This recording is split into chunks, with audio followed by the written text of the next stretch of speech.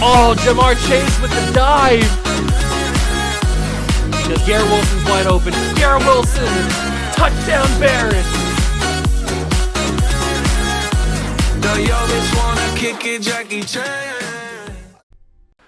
What's going on, guys? Welcome back to another video here in the Water Juice channel, and welcome back to an episode of the Honolulu Desperados. That is right, we are continuing and finishing up year number 6. Can you believe that we've actually gotten 6 seasons of the Honolulu Desperados, and the fact that we are almost done with 6 seasons of the Desperados?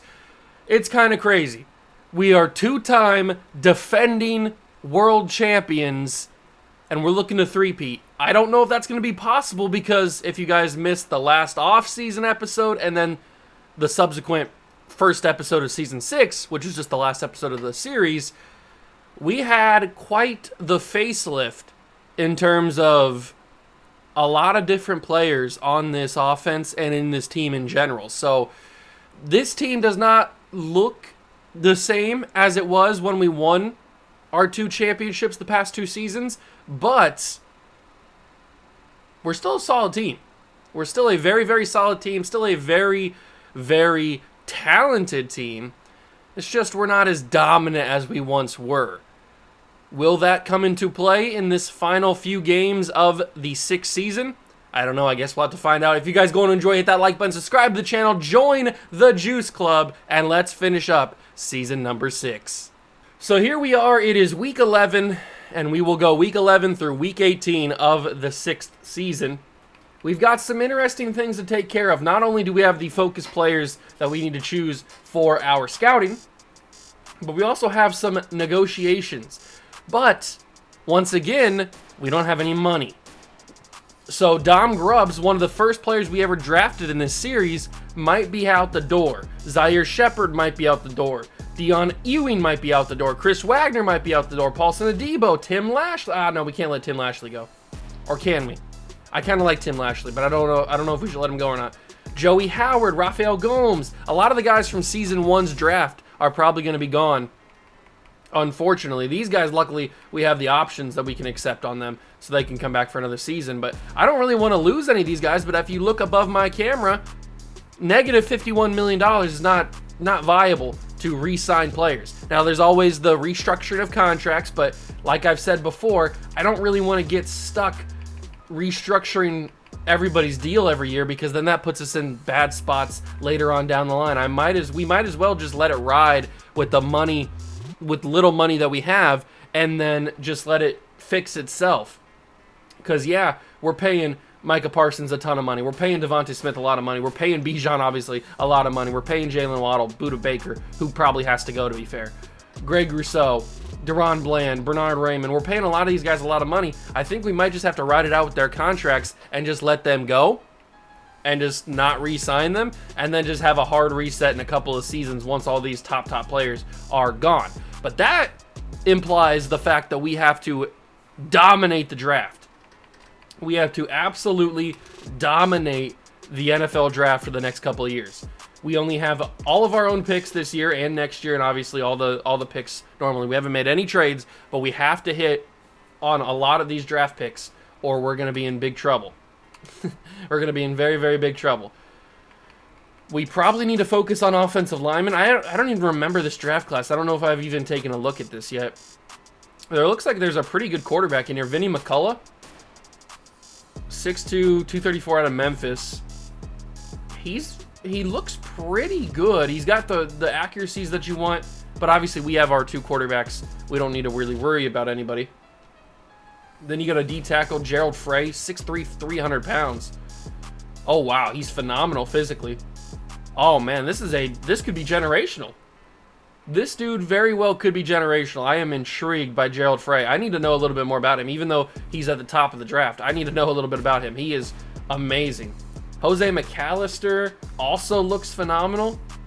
He doesn't have the block shed or power moves that I would like, but the finesse moves are intriguing. Jose McAllister is a very interesting player.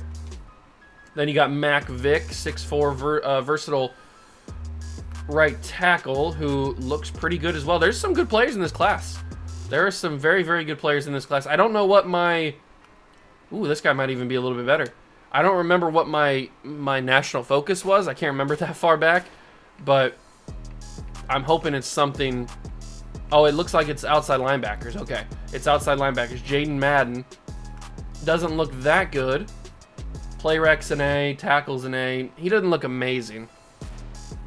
I think I want to focus on that D tackle and then these two right tackles, because although Jose McAllister also looks pretty good, but I think I want to do Gerald Frey. I want to do Luke Emery. I think he might be better than Mac Vick. And then it's between McAllister or Vick. I'll probably go Jose McAllister since he's already at 65%. Maybe we can get up to like 90% and know really a lot about that guy. So those will be my 3 focus players for Season 6. And we can advance to week number 12. I'm not going to jump in at the game against the Seahawks because I think we jumped in against them last episode. I can't remember exactly, but let's simulate the game, see if we can get a big W. We need to keep winning.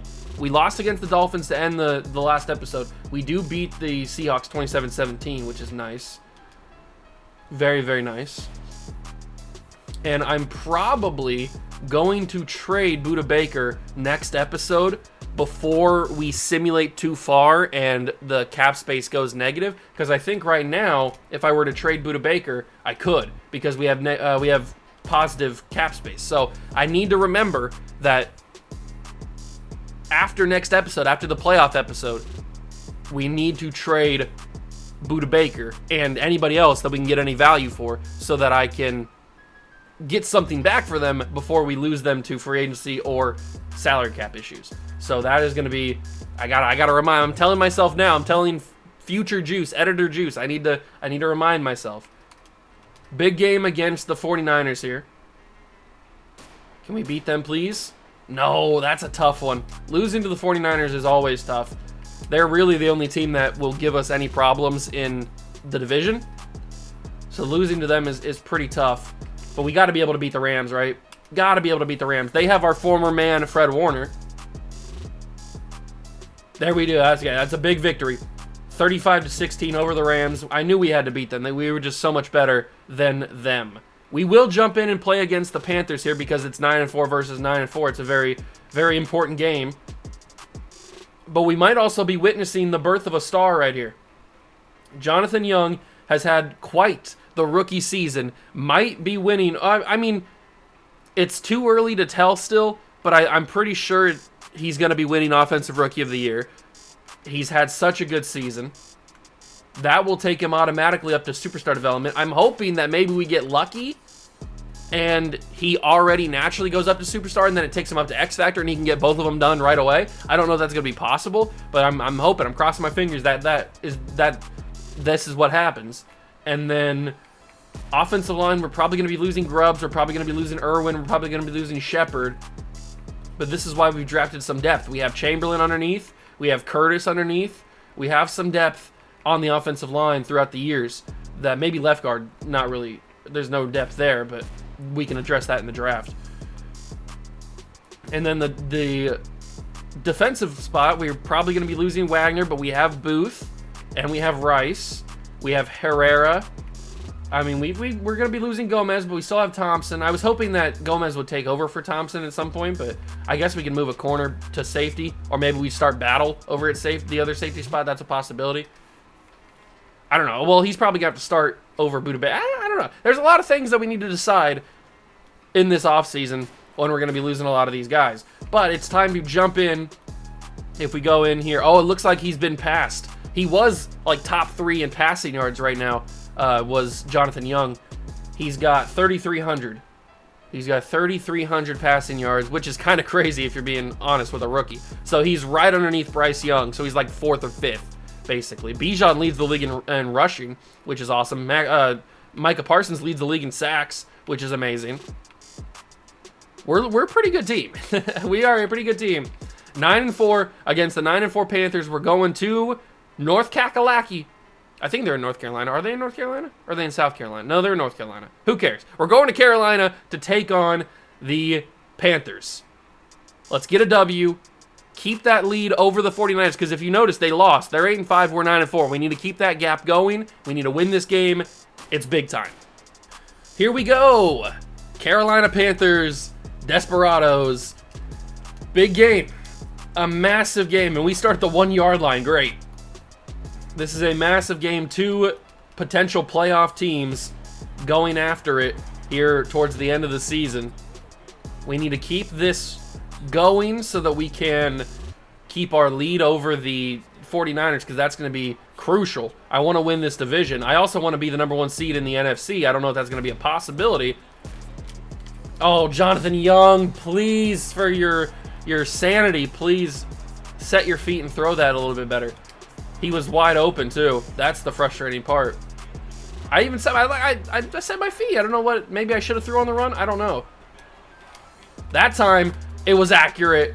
Of course, that was accurate with a guy running in his face. That makes total sense. But at least it was accurate, and Devontae Smith came down with it, so I can't complain too much. And Bijan shut down. Maybe we're not going to be able to run the ball at all against this Carolina defense. That's what it seems like right now, at least. So this could be all on Mr. Jonathan Young, and that's going to be incomplete. No, it's going to be intercepted, but there's a flag on the play. It's probably a hold. It's not going to matter because it's a pick 6. Why did my guy stop running? That wasn't the route. The route wasn't to go to the middle of the field and then stop. The route was to keep moving to the sideline. He didn't do that. So it's a pick 6 regardless of what the call was, and it was a hold. Okay, let's just let the CPU handle it for a little bit here. That was not necessarily a good thing. We get a touchdown back. Bryce, oh man, that was back and forth right there.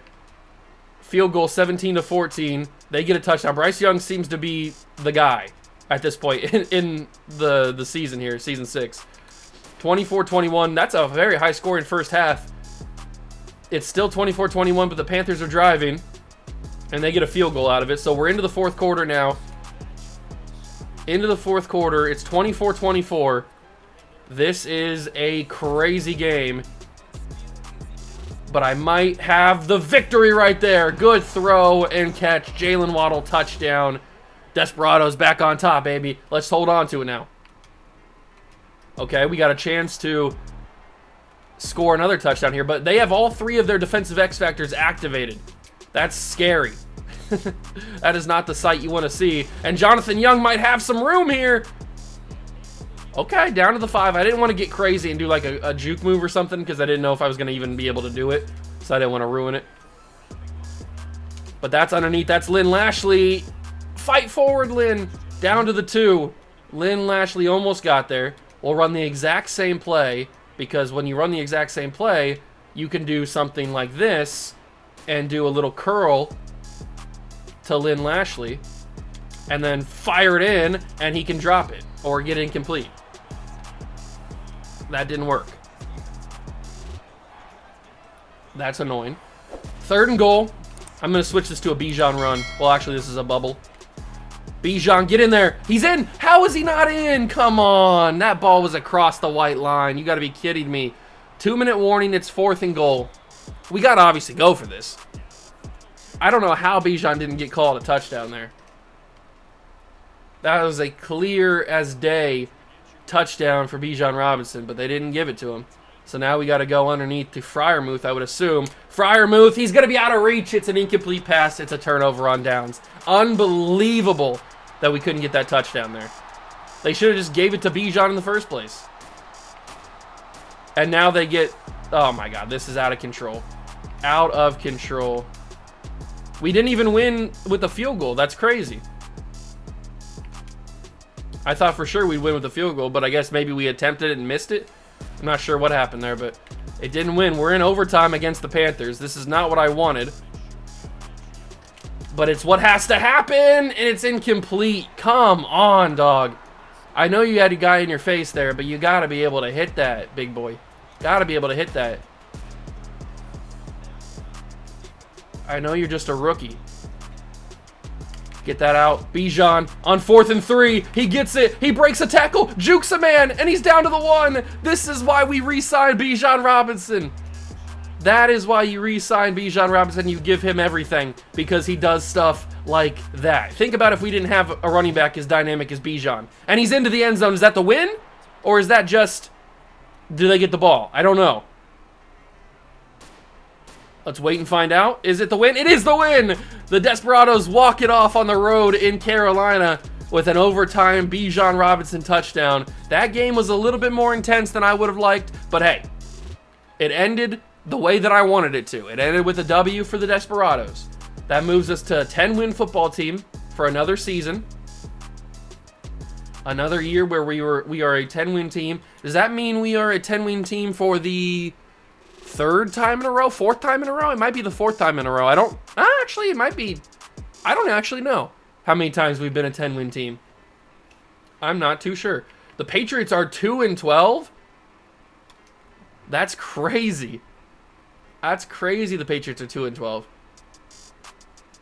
And yep, I almost could have guaranteed you that we were going to lose that game against the Patriots because they were 2-12. That's just how Madden works. That's just simply how Madden works.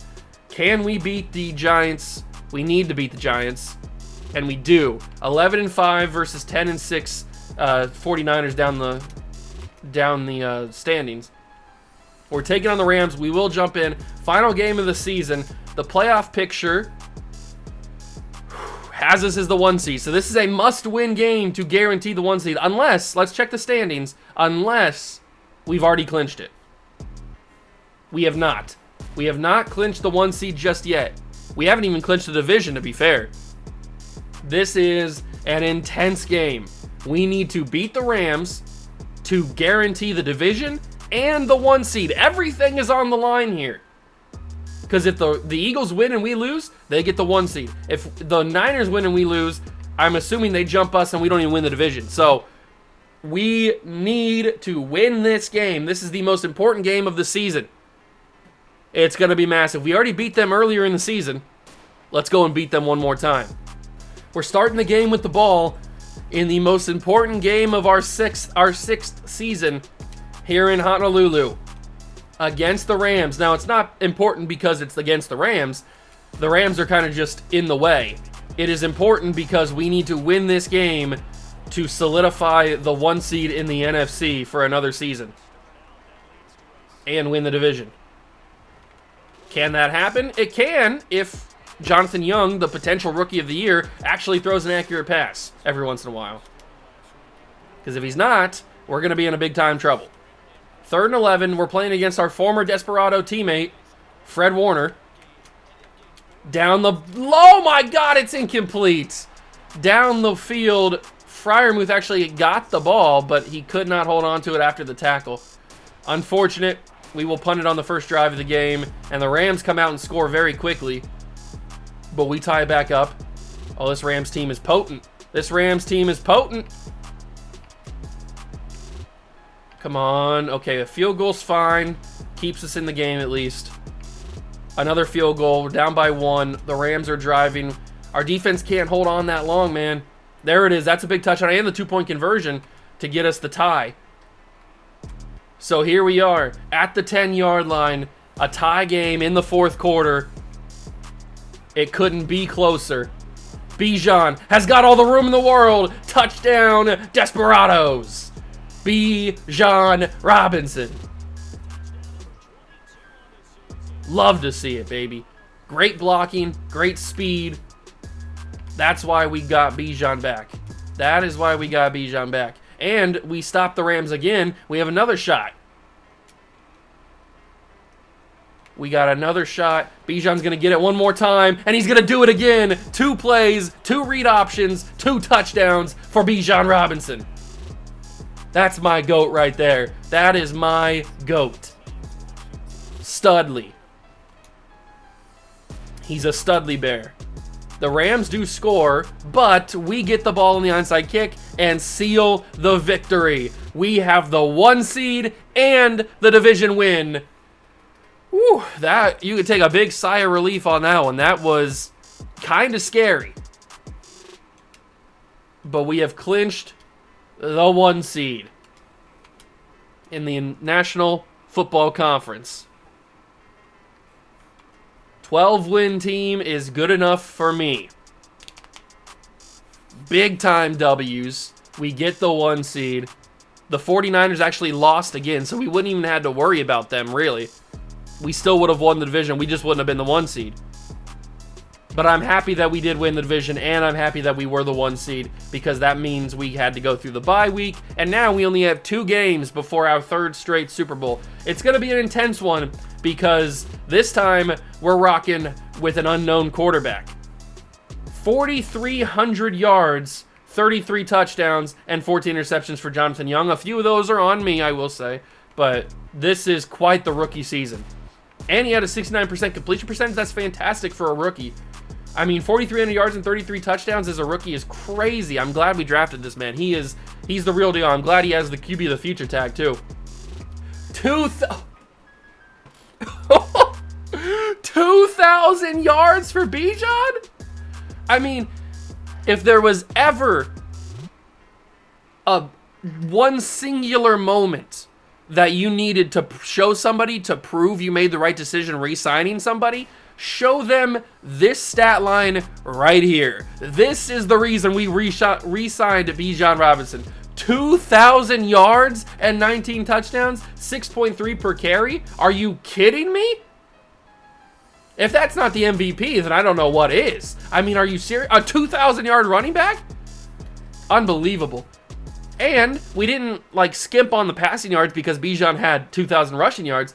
1,300 yards and 11 touchdowns for Devontae Smith. Lynn Lashley almost got 1,000 yards as well with 6 touchdowns. Jalen Waddle had 9 touchdowns with 800 yards. I mean, we were just a very dominant, high-flying offense. Crazy. Ramon Jenkins led the team with 93 tackles. Then Jordan Battle had 82. Parsons had 76. Thompson had 75. Adebo 72. Tackle for loss leader was Micah with 15. Chambers had 14. Rousseau had 13. Sack leader was Micah Parsons with 24.5, which is crazy. 11.5 for Greg Rousseau. 8.5 for Mateo Herrera. That's nice to see. And then Reggie Chambers had 3. Interception leader was Deron Bland with 3. Adebo with 2. And Budda Baker had 1. So I really hope that they're going to give Micah... they're not even going to put him in the conversation for MVP? He's not even in the top 10 for MVP? He had 2,000 freaking yards! What are we doing here? How do you not even have him in the conversation for MVP? If you're going to not do that, then just call it a quarterback award at that point. How do you not consider Bijan one of the most valuable players in the NFL? He had 2,000 yards! Unbelievable. We need to go to the Legacy Leaderboard. We need to go to Legacy Leaderboard, and not the Legacy Leaderboard. We need to go to the NFL records and see where that puts him total. That puts him... Oh, wow. It's not actually as far as or high up as I wanted him to be. But still, he's what? 1, 2, 3, 4, 5. He's 6th on the list. He's 6th all time in yards in a season. And if he would have had one more game, he probably beats the record, to be fair, or at least gets 2nd. If he had one more game. That is the craziest season that I've had in a long time, and he doesn't even get consideration for the MVP. Not even in the top 10. The disrespect given to all other players except for quarterbacks is crazy. Not only in the game, but also in real life. But that's going to do it for the episode. Next episode, we will have the playoffs, regardless of how long it takes. If we get bounced in the first round by the Cowboys, then unfortunately that could be what happens. But I don't think that's what's going to happen. I think we can get back to the Super Bowl because we got to rely on this man right here, Jonathan Young. He's a stud. He's almost up to an 85 overall. He is super, super good. Well, technically he's almost up to an 83 overall, but he is super, super good. I think next season we'll be giving him the captaincy because he's going to deserve it. He is certainly going to deserve it. He is studly. He's a studly boy. Crazy. Crazy how good he is. And that's not even saying that the backup quarterback, Andrew Martin's bad. Andrew Martin was going to be my guy. He was going to be my backup plan. Now, would we have had a better season with Andrew Martin? We might have had a worse season with Andrew Martin. Who knows? It's hard to say, but I'm glad we chose Jonathan Young. mainly because he's just a little bit younger, and he was just straight up higher overall than Andrew Martin before the season started anyway, so it wasn't even really that difficult of a decision to make. But I'm glad we got our quarterback figured out, because I really didn't want to go through like a period of like a downward spiral when we lost Anthony Richardson. I didn't want to have to go into like that weird gray area where you have a really good team but you don't have your quarterback figured out yet until you like. I don't want to get in that spot. So I'm glad that we found our next quarterback. It looks like he's ready to go for a big-time playoff run. And I hope you guys are ready too, because that's the next episode. If you enjoyed this one, though, hit that like button, subscribe to the channel, join the Juice Club. Thank you so much for stopping by and watching. I truly appreciate it. And I will catch you guys in the next one. Peace.